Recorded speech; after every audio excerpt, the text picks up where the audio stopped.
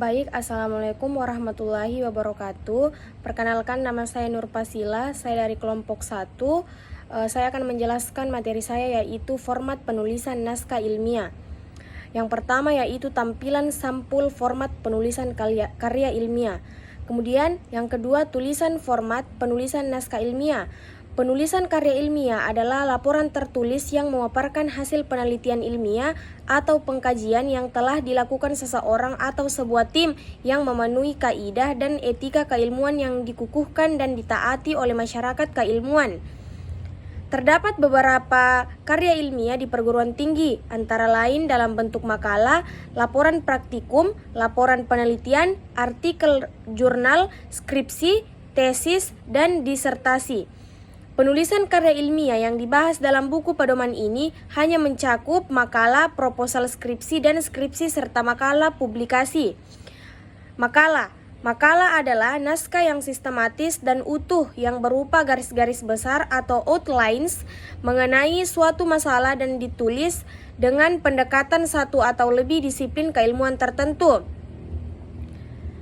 Baik itu menguraikan pendapat, gagasan maupun pembahasan dalam rangka pemecahan masalah yang ditulis secara sistematis dan runtut dengan disertai analisis yang logis dan objektif.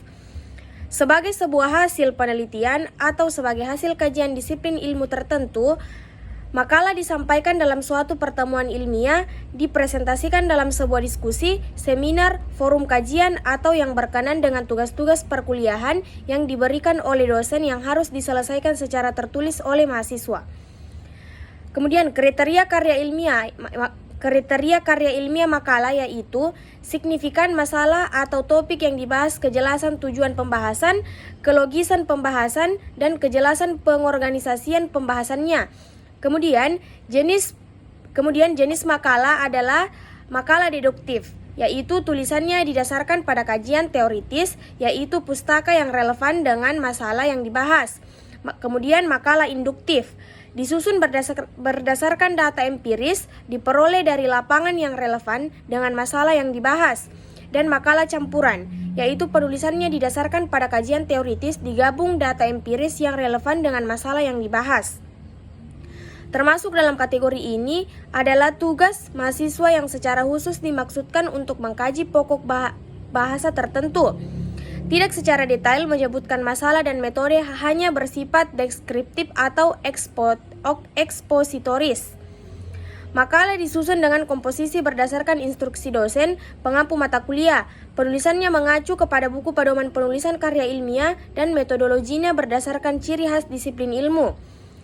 Setiap makalah memiliki ciri khas sesuai kriteria yang diberikan dosen pengampu mata kuliah. Misalnya, pencantuman komposisi atau outline, jumlah kata atau halaman, referensi yang digunakan, dan lain-lainnya.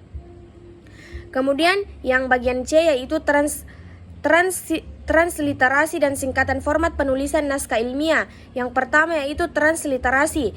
Transliterasi adalah suatu ganda upaya penyalinan huruf abjad suatu bahasa ke dalam huruf abjad bahasa lain. Tujuan utama upaya transliterasi ini adalah untuk menampilkan kata-kata asal yang seringkali tersembunyi oleh metode penghafalan bunyi atau tajwid. Dalam masalah Arab, selain itu, transliterasi juga memberikan pedoman kepada para pembaca agar terhindar dari salah lafal, yang bisa juga menyebabkan kesalahan dalam memahami makna dari kata-kata tertentu. Merujuk pada SKB Materi Agama dan Materi Pendidikan dan Kebudayaan RI tertanggal 22 Januari 1988 nomor 158-1987 dan 0543 BU-U-981987. Diterbitkan oleh Departemen Agama RI, Badan Litbang Agama, dan Diklat Keagamaan. Proyek Pengkajian dan Pengembangan Lektor Pendidikan Agama Jakarta 2003. Baik, kesimpulan dari materi saya yaitu pedoman penulisan karya ilmiah ini merupakan bagian dari langkah-langkah konkret dalam peningkatan mutu akademik di situasi perguruan tinggi. Hal ini menjadi panduan teknis dalam penulisan makalah, proposal skripsi dan skripsi serta artikel publikasi yang diterbitkan bagi civitas akademika di lingkungan kampus. Materi disusun sebagai acuan formal penulisan karya ilmiah mahasiswa sebagai legalitas dan penyeragaman sistem penilaian terhadap teknik penulisan formal, bukan substansi karya ilmiah. Hal tersebut diharapkan dapat meminimalkan perbedaan teknis penulisan sehingga hanya karya ilmiah dalam bentuk apapun harus mengikuti format dan ketentuan teknis penulisan yang ada dalam buku pedoman ini, baik yang berkaitan dengan format penulisan atau kutipan, sitasi, daftar pustaki atau bibliografi maupun transliterasi dan sebagainya. Penulisan karya ilmiah oleh mahasiswa IAIN Parepare memerlukan buku pedoman agar setiap karya ilmiah dapat dipertanggungjawabkan keabsahannya, baik secara metode ilmiah maupun secara teknik penulisan. Dalam penyusunannya, penulisan karya ilmiah, seorang mahasiswa dianjurkan untuk memberikan literatur tentang metodologi penulisan karya ilmiah yang memiliki relevansi dengan bidang kajian akademik yang bersangkutan. Mungkin itu saja sedikit penjelasan materi dari saya. Lebih dan kurangnya mohon dimaafkan. Akhirul kalam minallahi musta'an wa ilaihi tiklan. Assalamualaikum warahmatullahi wabarakatuh.